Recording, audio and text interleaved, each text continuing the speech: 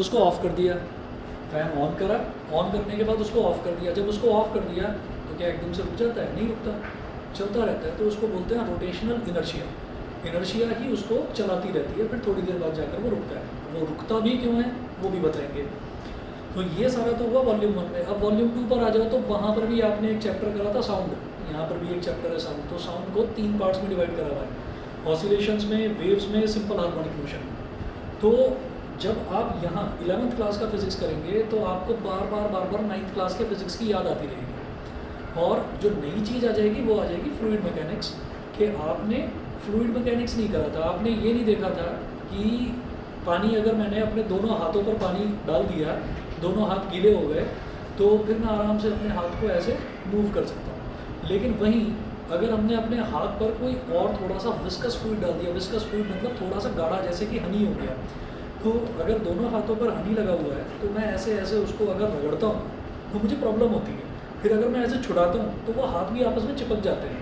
तो इन सब चीज़ों को डिटेल में करना है वॉल्यूम 2 में, ठीक है। तो वॉल्यूम 2 जो है वो गैसेस के बारे में, लिक्विड्स के बारे में वो ज़्यादा है, फ्लूइड मैकेनिक्स में आता है वो सारी चीज़ें। ये शायद आप जानते होंगे कि लिक्विड हो गया या गैस हो गई, ये दोनों चीज़ ही फ्लूइड कहलाती है। फ्लूइड का मतलब क्या है? एनीथिंग विच कैन फ्लो, जो भी फ्लो कर सकती है उसको फ्लूइड बोलते हैं। गैस भी फ्लूइड में आता है और लिक्विड भी फ्लूइड में आता है, सॉलिड अलग चीज़ हो गई। तो ये हमको डिटेल में अब करना है। अब यहाँ पर चाहे तुम्हारे पास तो शायद बायो लिया है ना, फिजिक्स केमिस्ट्री मैथ्स, ठीक है। अच्छा, कोई बायो वाला है? नहीं, चलिए।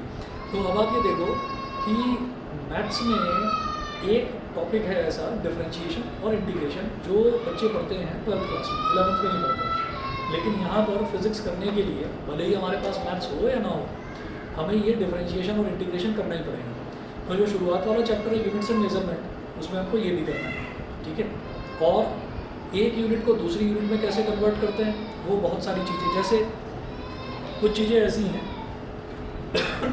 जैसे आप सोचिएगा, अभी पहले देखिएगा, जब नोट करना होगा ना बताना। आप ऐसे ही देखो, जैसे आपने ना ये नोटिस करा होगा कि 1 किलोग्राम, मैंने ऐसे ही लिख दिया 1 किलोग्राम, ठीक है, या फिर 2 किलोग्राम। तो अगर किलोग्राम को ग्राम में कन्वर्ट करते हैं तो क्या करना होता है? किलोग्राम को ग्राम में कन्वर्ट करते हैं तो क्या करना होता है? Multiply by 1000। तो इसका मतलब क्या है? आपने 2 को 1000 से मल्टीप्लाई कर दिया तो ये ग्राम में कन्वर्ट हो गया। अब आपको ये समझना होगा यहाँ पर कि ये जो k है ना, इस k का मतलब होता है 10 की पावर 3, ठीक है। अच्छा, इसी तरीके से अगर मान लीजिए मेरे पास लिखा हुआ है 1 मिलीमीटर, ठीक, और 1 मिलीमीटर को मान लीजिए मीटर में कन्वर्ट करना है, सीधा मीटर में कन्वर्ट करना है, तो कैसे करेंगे? ये जो स्मॉल m है, इस स्मॉल m का मतलब होता है 10 की पावर -3, 10 की पावर -3।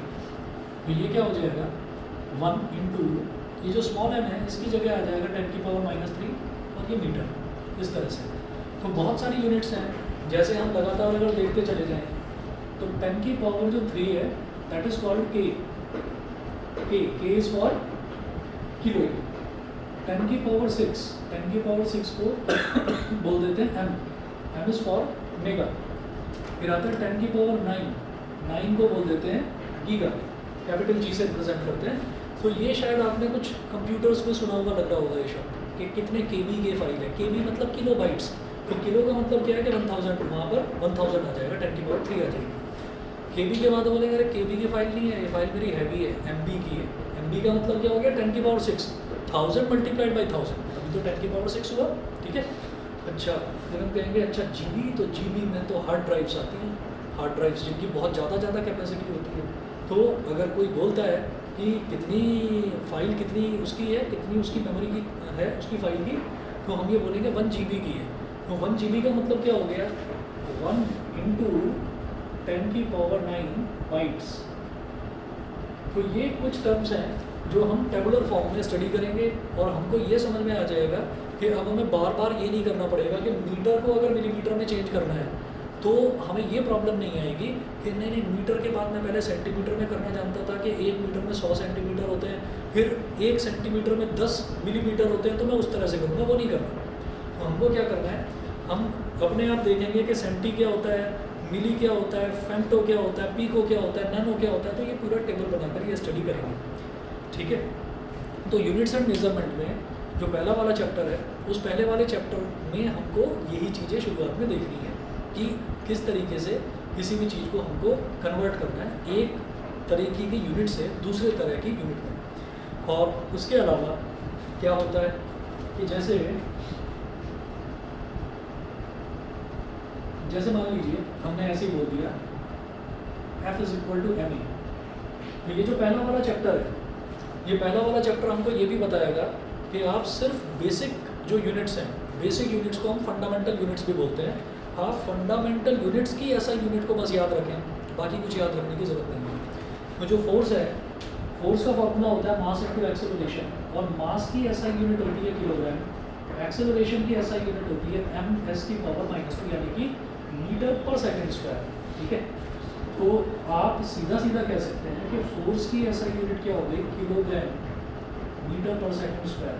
हालांकि फोर्स पर सबसे ज़्यादा काम न्यूटन ने करा था, तो उसने ये कहा कि बार बार kg ms की पावर -2 लिखने से बेटर ये है कि आप इसको मेरा नाम दे दीजिए, तो उसको न्यूटन बोल दिया गया कि फोर्स की यूनिट न्यूटन होती है, ठीक है।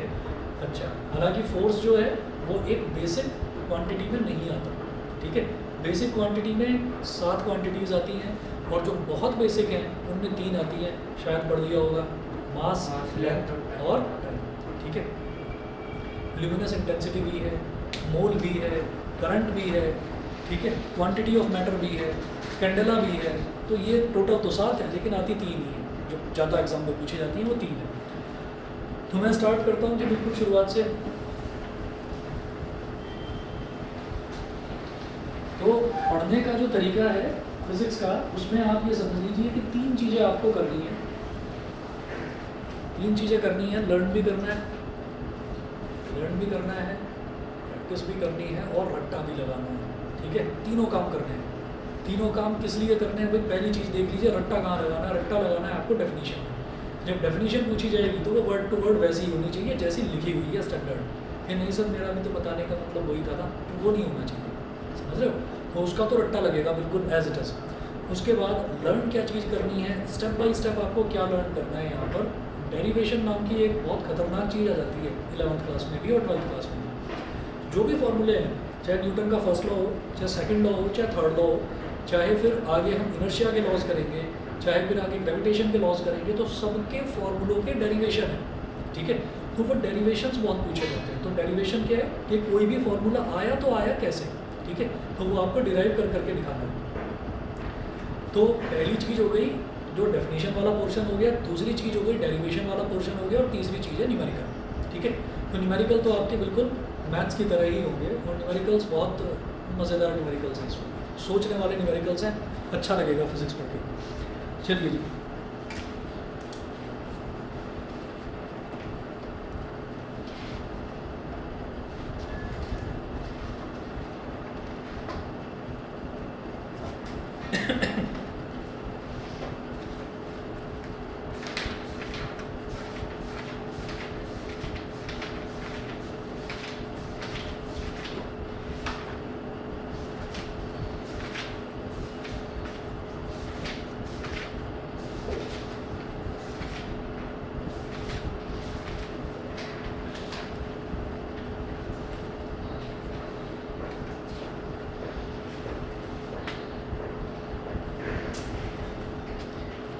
हाँ जी, लिखिएगा सबसे पहले chapter number 1 units and measurement.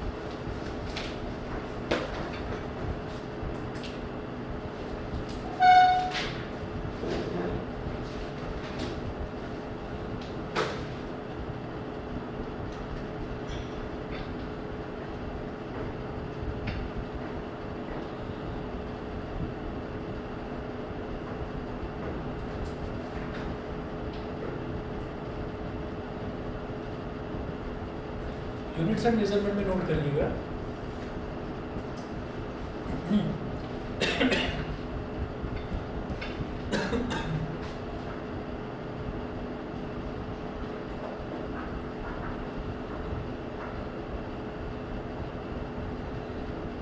Physical quantities,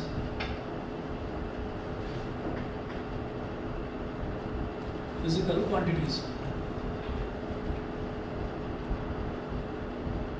all those quantities which can be measured directly or indirectly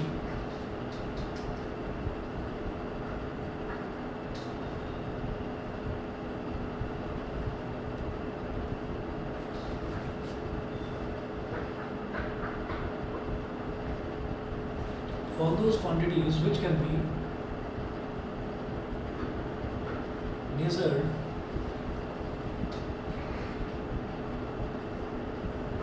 directly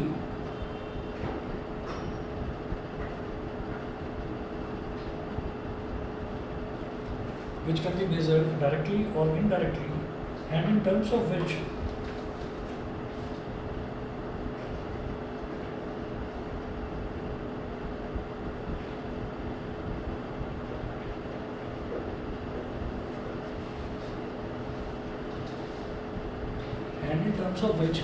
the laws of physics can be expressed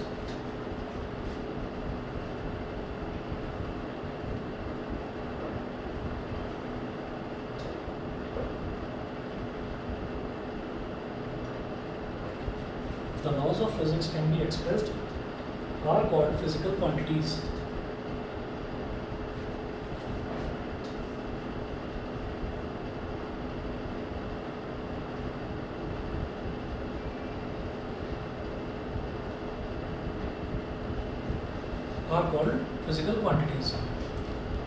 Physical quantities are of two types.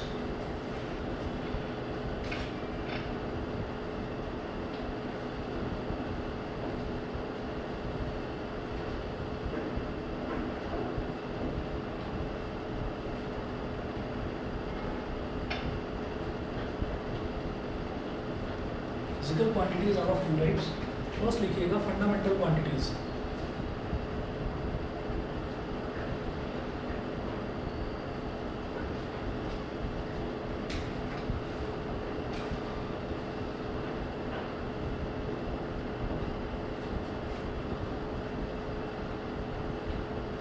Fundamental quantities इसमें लिखें the physical quantities which can be treated as independent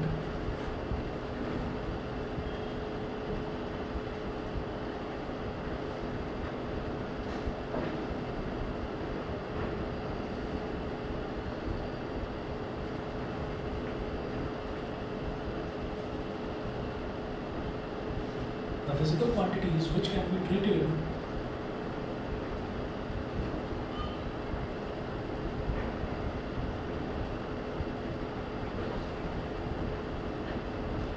be treated as independent of other physical quantities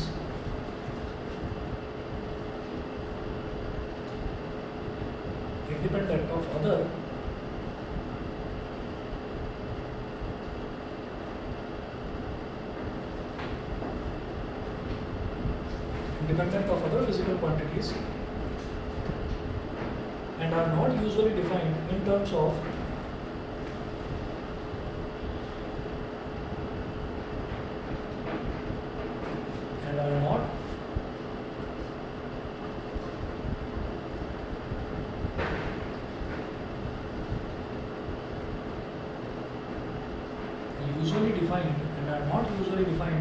of other physical quantities in terms of other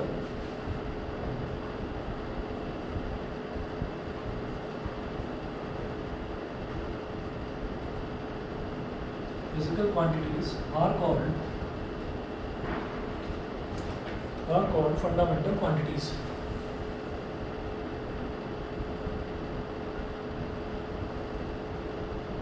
Are called fundamental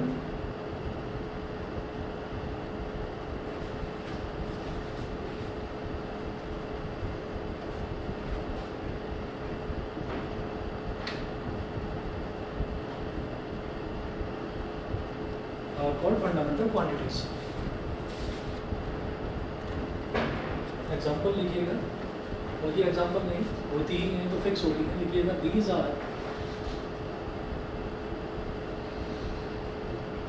these are देखें mass length, time,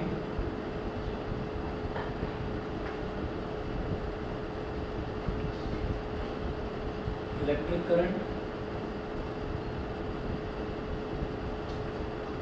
temperature,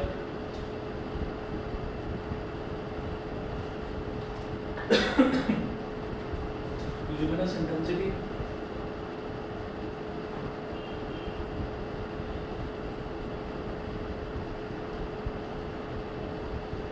और amount और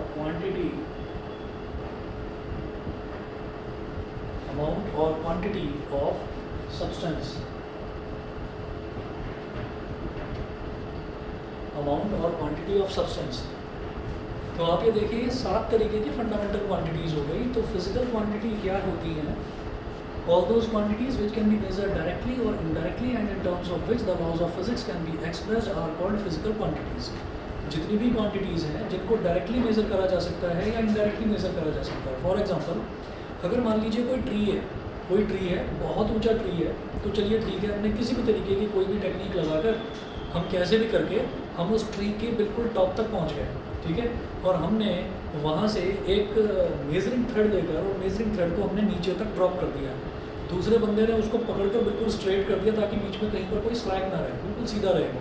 तो मैंने ये बोल दिया कि जो ट्री है, इस ट्री की हाइट इतनी होगी। अब हम बात करते हैं बहुत बड़े बड़े पहाड़ों की। तो अगर किसी पहाड़ की हाइट हमको निकालनी होती है तो क्या पहाड़ की हाइट कैसे निकालेंगे फिर? उसके लिए कोई स्केल तो लेकर जाएंगे नहीं। ऐसा तो हो नहीं सकता कि कोई आदमी ऊपर चला जाए और दूसरा आदमी नीचे पकड़ के बैठा रहे। उसको तो पहाड़ बिल्कुल स्ट्रेट भी नहीं होता। लेकिन जब हमको हाइट निकालनी है तो स्ट्रेट निकालनी है। तो उसके लिए इनडायरेक्ट मेथड होते हैं। और उन इनडायरेक्ट मेथड्स में जो आपके मन में ये सवाल रहा होगा 10th क्लास में, ये हम ट्रिग्नोमेट्री करके हो रहे हैं, इसका यूज़ क्या है? तो बहुत बड़े बड़े जो पहाड़ होते हैं या बहुत बड़े बड़े कुछ ट्रीज़ भी ऐसे होते हैं जिसके टॉप तक पहुंचना पॉसिबल नहीं होता। यूकेलिप्टस का ट्री होता है, उसके टॉप तक पहुंचना पॉसिबल नहीं है, बहुत ऊंचा होता है। तो उनकी सबकी जो हाइट्स है वो ट्रिग्नोमेट्री की हेल्प से निकाली जा सकती है। बिल्डिंग्स की, बहुत बड़ी बड़ी बिल्डिंग्स की हाइट वो ट्रिग्नोमेट्री की हेल्प से निकाली जा सकती है। कुछ ऐसे डिस्टेंस जो टेढ़े मेढ़े डिस्टेंस है, सीधे नहीं है, वो ट्रिग्नोमेट्रिक रेशियोज़ की हेल्प से निकाले जा सकते हैं। तो वो हमें यहाँ पर करने भी हैं इस चैप्टर में, उस पर न्यूमेरिकल भी आते हैं, ठीक है, वो हम करेंगे भी। तो आप ये देखिएगा कि वहाँ पर हम किसी भी फिजिकल क्वांटिटी को जो यूज़ करा जाता है किसी भी चीज़ को मेज़र करने के लिए, चाहे फिर वो मास हो, लेंथ हो, टाइम हो, इलेक्ट्रिक करंट हो, टेम्परेचर हो, ल्यूमिनस इंटेंसिटी हो, या अमाउंट और क्वांटिटी ऑफ सब्सटेंस हो, तो ये सारी फंडामेंटल क्वांटिटीज़ हैं। इन सबको मेज़र करने के लिए ही हमें अलग अलग तरीके के मेथड्स यूज़ करने पड़ते हैं। फॉर एग्जांपल, ये जो टाइम है, ये टाइम निकालना पॉसिबल होता है जब सनलाइट, जब सूरज सुबह उगता है और सनलाइट ग्राउंड तक आती है। तो टाइम तो हम देख लेते हैं कि अच्छा इतनी देर में ये सनलाइट यहाँ तक पहुँच गई। उसके बाद जो डिस्टेंस है सन तक का, क्या वो निकालना पॉसिबल है? वो डायरेक्ट मेथड से तो पॉसिबल नहीं है। क्या आप सन तक जाओगे कोई मेजरिंग स्केल लेकर कि भाई मैं तो पहले सूरज तक पहुँचूंगा तभी बताऊँगा ये एग्जैक्ट डिस्टेंस है? वो पॉसिबल नहीं है। तो उसके लिए हम डायरेक्ट मेथड यूज़ नहीं कर सकते, लेकिन speed is equal to distance upon time होता है। तो वहाँ से distance is equal to speed into time हम निकाल सकते हैं। लाइट की स्पीड क्या होती है? 3 × 10⁸ मीटर पर सेकेंड। हम ये देख लेते हैं कि भाई कितनी देर में सूरज की किरणें ज़मीन तक आ रही हैं, तो हमको टाइम पता चल गया, तो डिस्टेंस अपने आप ही पता चल जाएगा। तो ये हो गए इनडायरेक्ट मेथड्स। तो हमें यही सब चीज़ें निकालनी होती है। मास पता ही है आपको, मास की यूनिट किलोग्राम, ठीक है। लेंथ भी मालूम है, लेंथ की ऐसा यूनिट मीटर। टाइम की ऐसा यूनिट सेकेंड। फिर इलेक्ट्रिक करंट, इसकी यूनिट एम्पियर। टेम्परेचर की यूनिट केल्विन। टेम्परेचर की ऐसा यूनिट केल्विन होती है। ल्यूमिनस इंटेंसिटी क्या होता है कि एक ट्यूबलाइट तो कम रोशनी कर रही है, 2 ट्यूबलाइट ज़्यादा। ल्यूमिनस इंटेंसिटी मतलब रोशनी, ठीक है, कि कितनी रोशनी हो रही है। इसकी यूनिट होती है कैंडेला। अमाउंट और क्वांटिटी ऑफ सब्सटेंस, इसका मतलब ये नहीं है कि मेरे बैग में 4 एप्पल रखे हैं तो मैंने काउंट कर लिया, हाँ भाई क्वांटिटी ऑफ सब्सटेंस 4 हो गई, नहीं। अमाउंट ऑफ सब्सटेंस वो कैसे निकाला जाता है? वो हमेशा मोल्स में निकाला जाता है।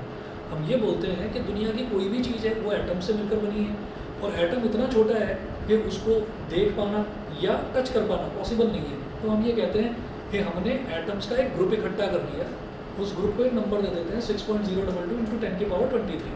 उसको बोलते हैं एवोगैड्रो नंबर। कि अगर इतने सारे एटम्स एक जगह इकट्ठे कर दिए जाए ना, तो फिर उनको हम आराम से देख सकते हैं। खुली आँख से तो तब भी नहीं देखना, तो तब भी माइक्रोस्कोप से ही पड़ेगा। लेकिन हम ये कहते हैं कि दुनिया की कोई भी चीज़ है वो एटम से मिलकर बनी है, तो क्वांटिटी ऑफ सब्सटेंस निकालने का मतलब क्या है कि अगर मुझ में वज़न बहुत ज़्यादा है तो मेरे अंदर एटम्स बहुत ज़्यादा है, तुम में वज़न बहुत कम है तो तुम्हारे अंदर एटम्स बहुत कम है। तो क्वांटिटी ऑफ सब्सटेंस वो इस तरह से निकाला जाता है मोल्स में, ठीक है। और एक मोल में 6.022 × 10⁻23 एटम्स होते हैं, ठीक। तो ये 7 तो हो गई हमारी फंडामेंटल क्वांटिटीज़। फिर दूसरी क्वांटिटीज़ होती हैं जो इन्हीं से डिराइव करी जाती हैं। फॉर एग्जांपल, अभी एक एग्जांपल लिया था फोर्स का, तो फोर्स है मास इनटू एक्सेलरेशन। अब मास क्या हो गया, किलोग्राम, यानी कि ये तो यहाँ से आ रहा है। और ये जो एक्सेलरेशन है, इस एक्सेलरेशन की यूनिटी मुझे सब कुछ बता देती है, m⁻⁻²। तो m का मतलब क्या है यहाँ पर, मीटर। मीटर का मतलब क्या हो गया, लेंथ। और s का मतलब क्या है, सेकंड। सेकंड का मतलब क्या हो गया, t। ये हो गया t⁻², ठीक है। तो इसका मतलब क्या है कि, और ये जो मास था ये क्या था, ये m था, कैपिटल M था। तो आप ये देखिए मास, लेंथ और टाइम, ये डायमेंशनल फॉर्मूला हो गया फोर्स का, mL/2। तो आप ये देख लीजिएगा कि मास की, लेंथ की और टाइम की हेल्प से मैंने एक क्वांटिटी बना ली, यानी कि एक क्वांटिटी मैंने डिराइव कर ली। तो जो इन फंडामेंटल क्वांटिटीज़ को यूज़ करके जो क्वांटिटी बना ली जाती हैं उनको हम बोलते हैं डिराइव्ड क्वांटिटीज़। तो physical quantities are of 2 types. पहली तो हो गई फंडामेंटल क्वांटिटी। फंडामेंटल क्वांटिटी ऐसी है कि टोटली इंडिपेंडेंट होती है, मास किसी पर डिपेंड नहीं करता, लेंथ किसी पर डिपेंड नहीं करती, तो ये अपने आप में इंडिपेंडेंट यूनिट्स हैं, ठीक है। इनको यूज़ करके जो नई क्वांटिटीज़ बनाई जाती है उनको बोलते हैं डिराइव्ड क्वांटिटीज़। तो सेकंड लिखें, derived quantities.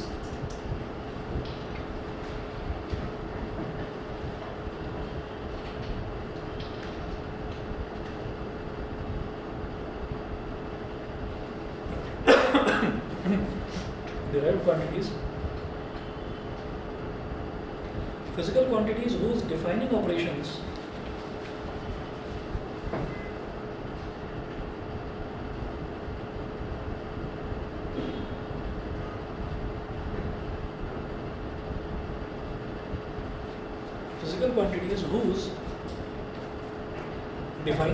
are based on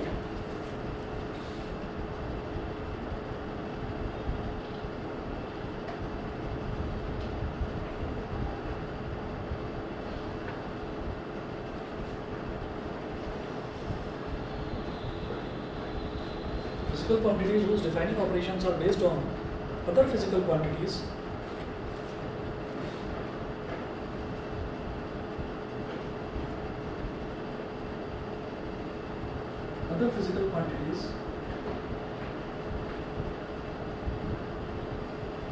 are called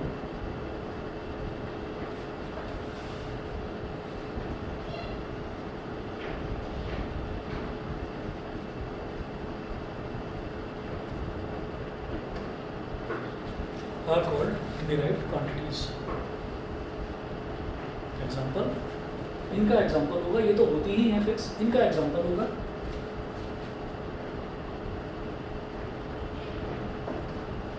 force,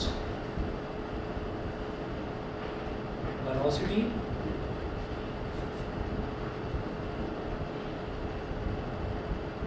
momentum etcetera.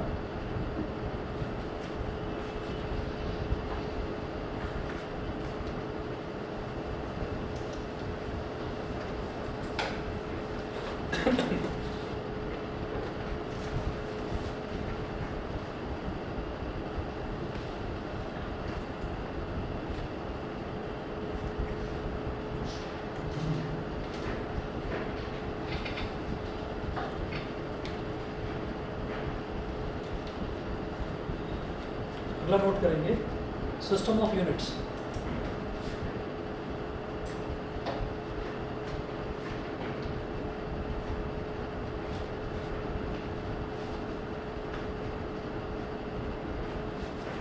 System of units,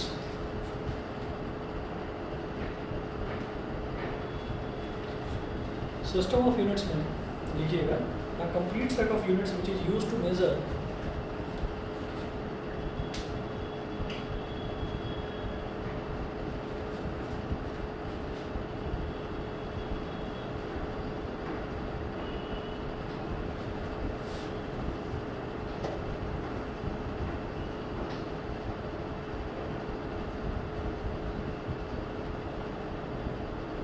complete set of units which is used to measure the physical quantity of the same kind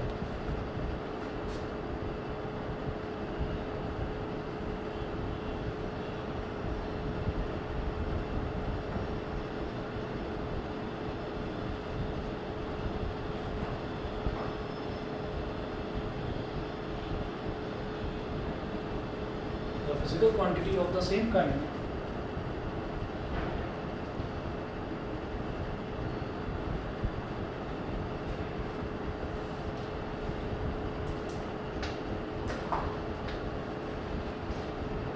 is called a system of units.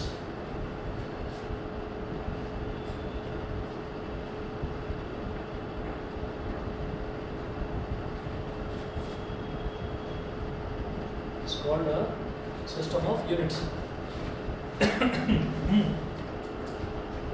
Some of the commonly used system of units are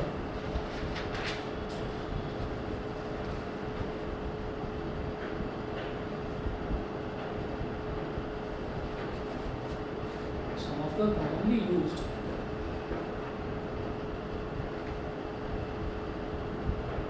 system of units are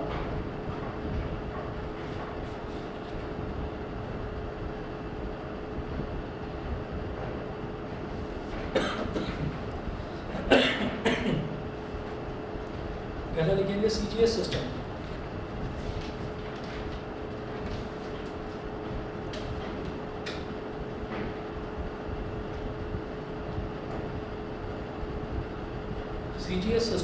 CGS system में लिखिएगा it was set up in France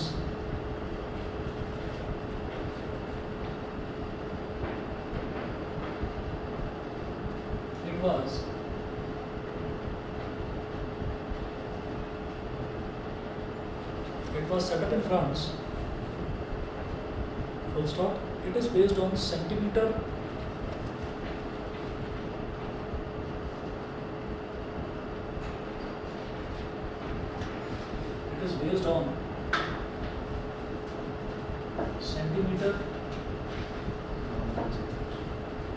gram and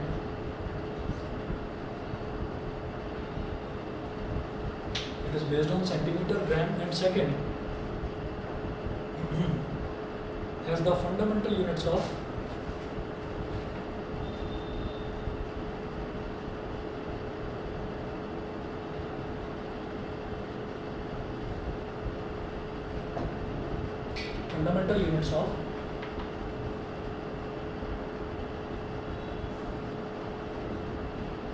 mass, length and time respectively. Mass, length and time respectively. इसको ये जो CGS system है इसको सबसे पहले France में डेवलप करा गया था और यहाँ पर क्या होता है इस वाले सिस्टम में जो मास है मास को मेजर करने के लिए तो मास की यूनिट तो ग्राम होती है, लेंथ की यूनिट जो है वो सेंटीमीटर होती है और टाइम की यूनिट जो है वो सेकंड होती है।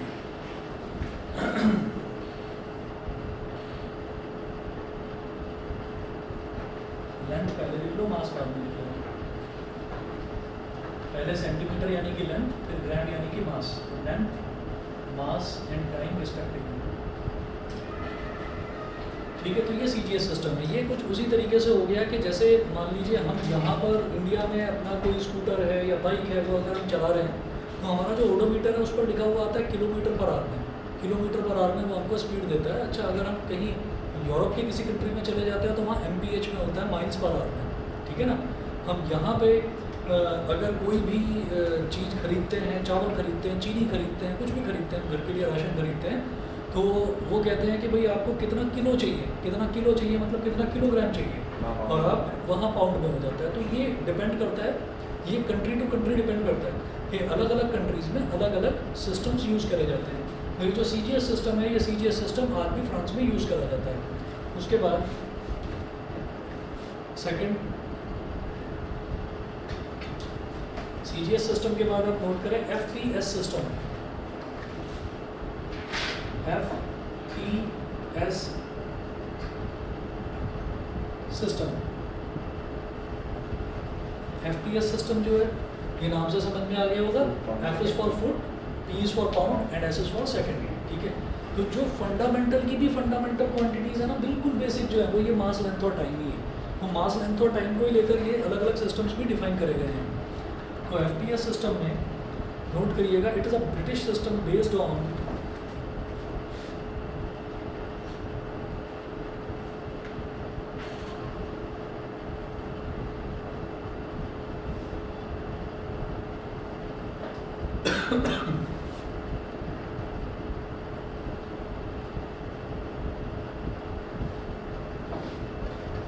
it is a British system based on foot, pound and second.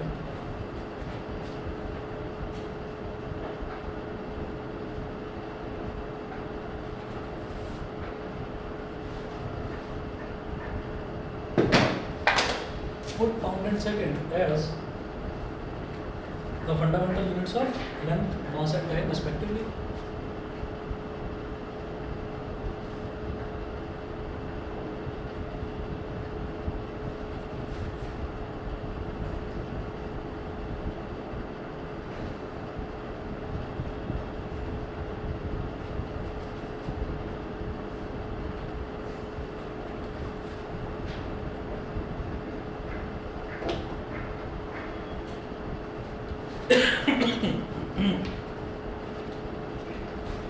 ठीक है, तो ये ब्रिटिश सिस्टम है। उसके बाद अगला नोट करेंगे MKS system. MKS system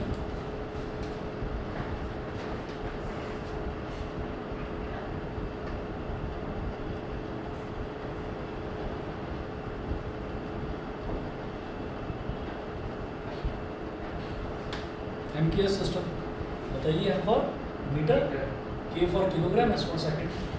India में यूज होता है, ठीक है ये भी फ्रेंच सिस्टम। लिखिएगा, it is also French system based on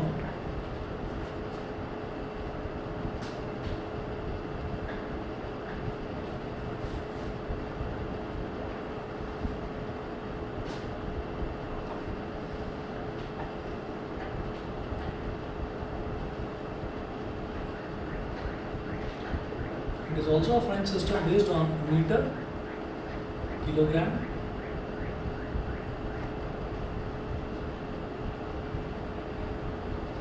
and second as the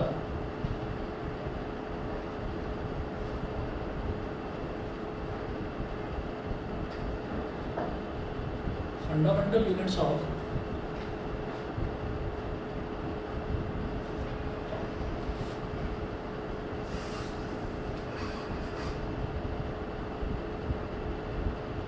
length, mass and time respectively.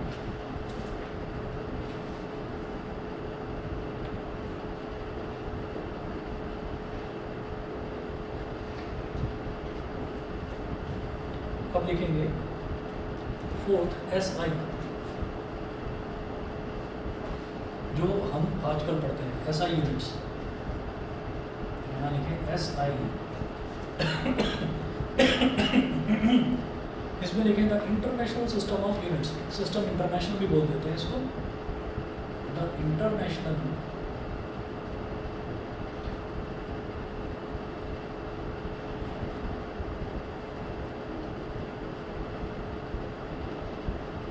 System of units.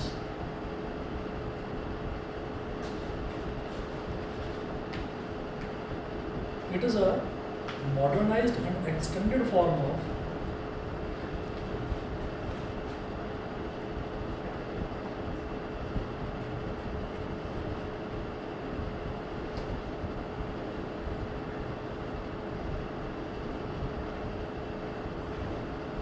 extended form of CGS and MKS systems, comma, wherein फिर एक table बनाना,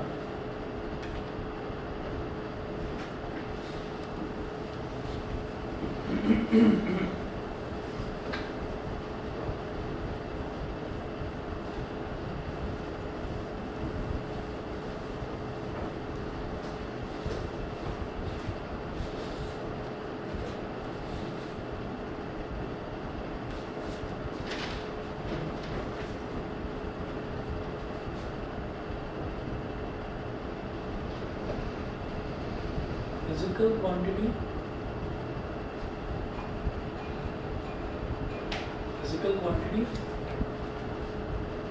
basic unit,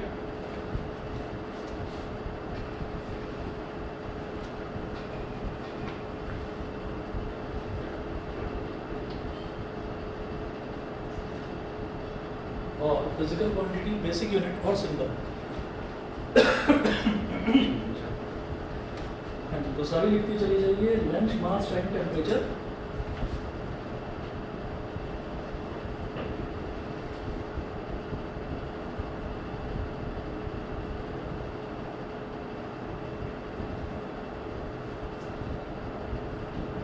length, mass, time, temperature, electric current,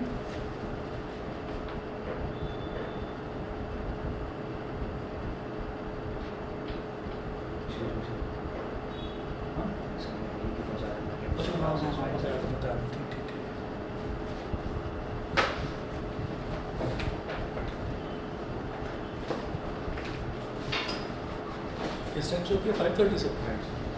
ठीक है। और कहाँ? यहीं पर है? एकदम फटाफट भागना पड़ेगा। Length, mass, time, temperature, electric current, luminous intensity,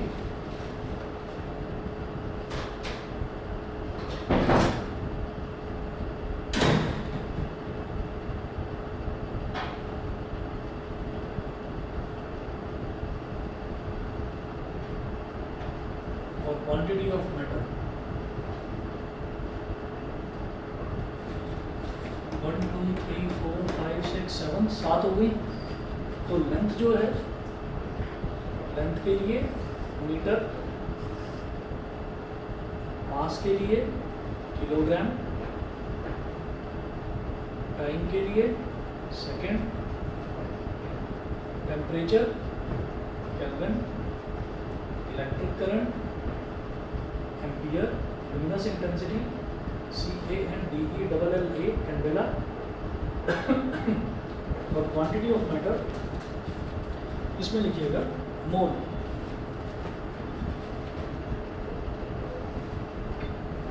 और इनके सिंबल, मीटर को स्मॉल एम से रिप्रेजेंट करते हैं, किलोग्राम को केजी, सेकंड को स्मॉल एस, केल्विन को कैपिटल के, एम्पियर को कैपिटल ए, कैंडेला को स्मॉल सी स्मॉल डी, और मोल को स्मॉल में MOL, स्मॉल में MOL ये लिख देते हैं।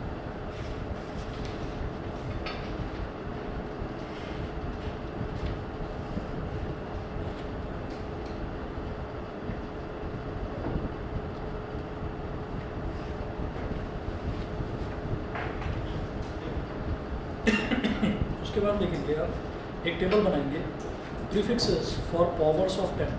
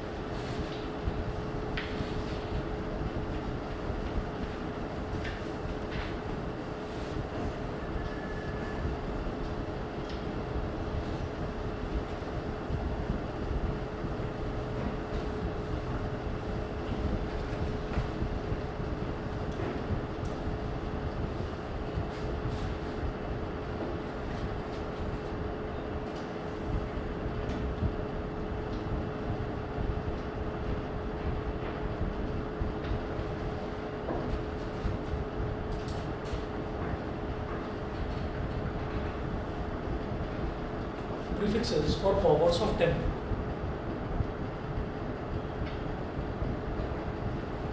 यहाँ लिखेंगे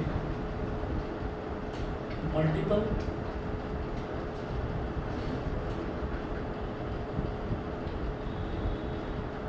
प्रीफिक्स, मल्टीपल प्रीफिक्स और सिंबल,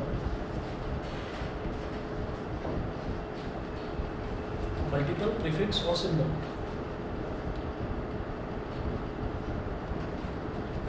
तो इधर लिखना 10 की पावर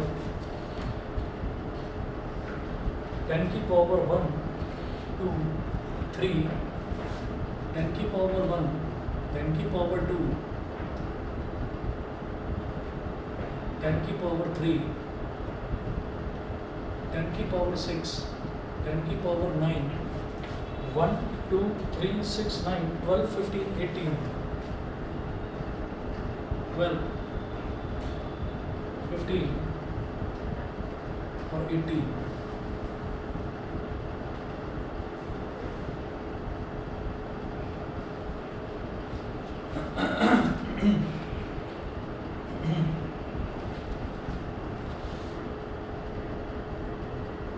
डेका, हेक्टो, किलो,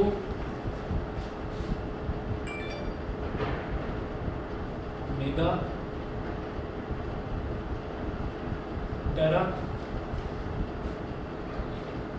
पीटा और एक्सा.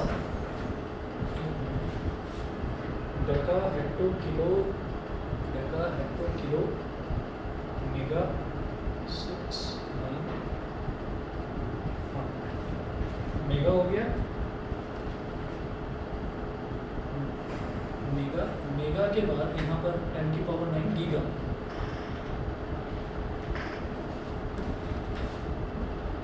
फिर टेरा,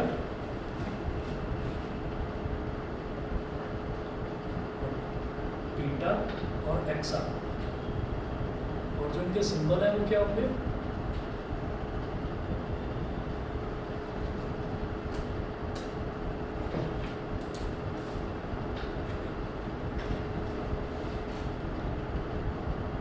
डेका का तो होता है डा, DA, डा. हेक्टो का H, किलो का K, मेगा का कैपिटल M, गीगा का capital G, capital D, capital P, capital E.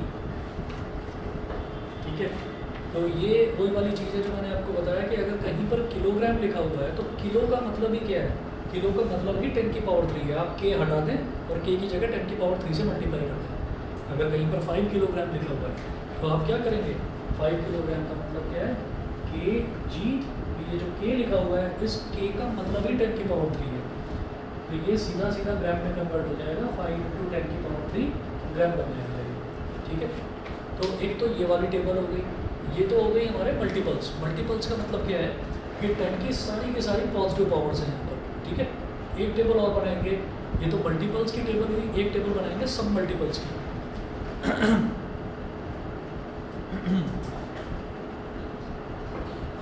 बिल्कुल ऐसी टेबल होगी. आप लिखेंगे सब मल्टीपल, प्रीफिक्स और सिंबल.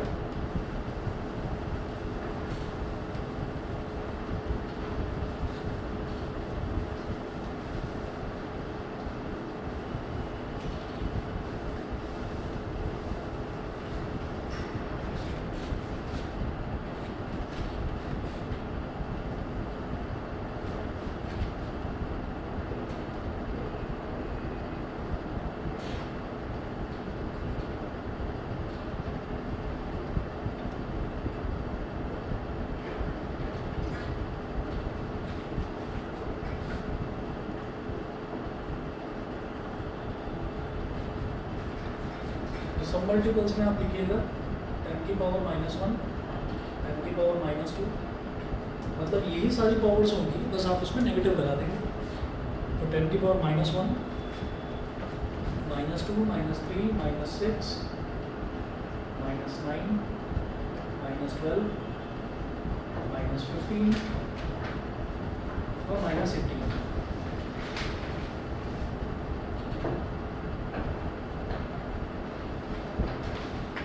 अब इन सब के प्रीफिक्सेस देखिएगा.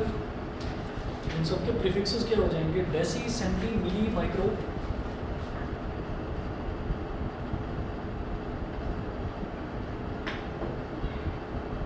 डेसी, सेंटी, मिली, माइक्रो, नैनो, पिको, फेम्टो और एटो.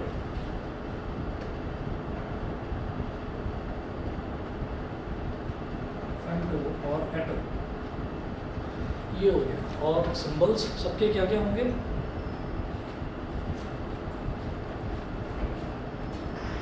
डेसी का होता है D, सेंटी का होता है सी, मिली का होता है एम, माइक्रो का होता है म्यू। जैसे स्मॉल यू बनाते हैं ना, तो स्मॉल यू बना लो और इसको यहाँ से नीचे से ऐसे थोड़ा सा खींचो, तो इसको बोलते हैं mu, M U mu, mu बोलते हैं इसको। नैनो के लिए स्मॉल एम, पिको के लिए स्मॉल पी, फेम्टो के लिए स्मॉल एफ और एटो के लिए स्मॉल ई।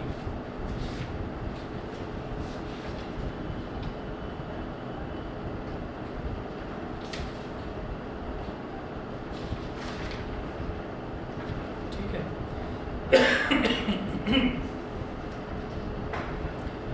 बस जी आज आप इतना ही करिए। फिर इन पर बेस्ड जो है न्यूमेरिकल्स कैसे होते हैं वो नेक्स्ट क्लास में देखेंगे।